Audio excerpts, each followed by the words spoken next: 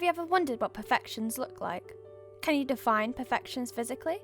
Is it just another beautiful looking face or toned physique? The point is, what looks perfect to you might not look perfect to someone else. It all depends on attraction, something that evokes interest in something or someone. Attraction is directly related to the psychology of the human mind. To understand this, let's go back to ancient times. In history, you might have read about the Renaissance period, where famous artists like Leonardo da Vinci and Michelangelo used a mathematic formula known as the golden ratio to compare how beautiful their arts were. With our modern concept of beauty stretching back to ancient history, it's no surprise that we, as human beings, often judge people at first glance solely on their cultural beauty standards. Research and reports over the years have shown that our perception of beauty ultimately depends on the people and faces that we saw while growing up. What's normal to us might not be reasonable to someone who isn't familiar with our own culture. The truth is, there's a big difference between beauty and attractiveness. Let's revise the basic definition of beauty.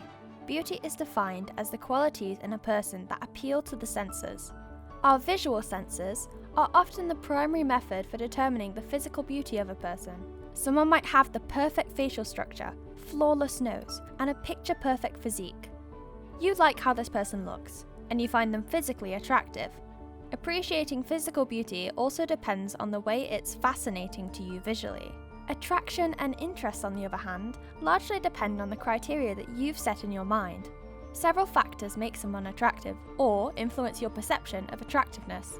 These could include someone's cultural tastes, life experiences, wealth, or other personal preferences, and much more. It's also generally true that most people are more likely to perceive someone as attractive when they share similar characteristics with them.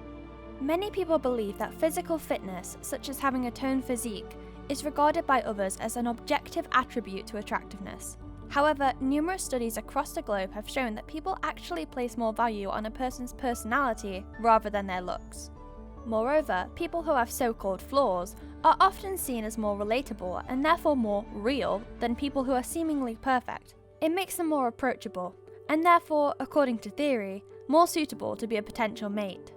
You know when you look at something that catches your attention instantly. It could be someone helping another person out, someone being extremely humble, or something as simple as someone who smells good. Attractiveness entirely depends on your individual taste and preferences. Over the years, research and reports have stated that while cultural beauty standards are undoubtedly a huge factor nowadays, there's no such thing as a universal beauty standard.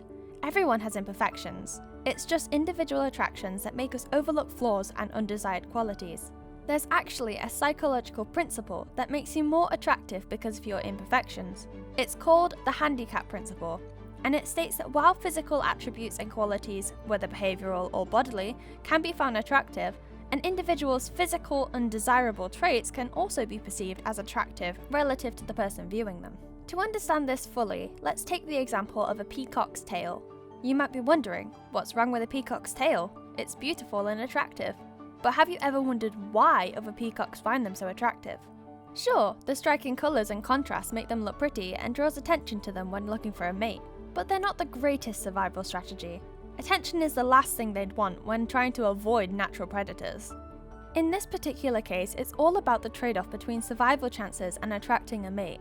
Those with larger plumage may stand a greater chance of attracting the attention of a particular mate during the mate selection process. However, those with smaller and less impressive plumage may actually stand a better chance of escaping detection from predators and going on to reproduce, whereas the ones with larger plumage get eaten before they can do so. A peacock's natural habitat is an environment that has long grass, and therefore those with the larger plumage stand a better chance of being seen by a mate than those with small plumages. However, this is also simultaneously a disadvantage in predation terms, because they have a higher chance of being seen by a predator. Those with a smaller plumage, on the other hand, may be more likely to escape detection from predators. The main point is that both of these strategies have advantages and disadvantages in terms of attraction. The truth is, it's not always about who has the biggest tail. Sometimes it's about other attributes, such as who can outwit a predator and therefore survive longer to reproduce. In this case, we can see how the handicap principle operates amongst peacocks to give an advantage to those with an imperfect tail. We can also apply this analogy to humans. Our different personalities, cultural differences, physical abilities, styles of humour and other attributes make us unique from one another. giving us different advantages in the social arena of mate selection. What you feel you may be lacking in one particular area of your character compared to another person may actually give you an advantage over them in how others perceive your attractiveness.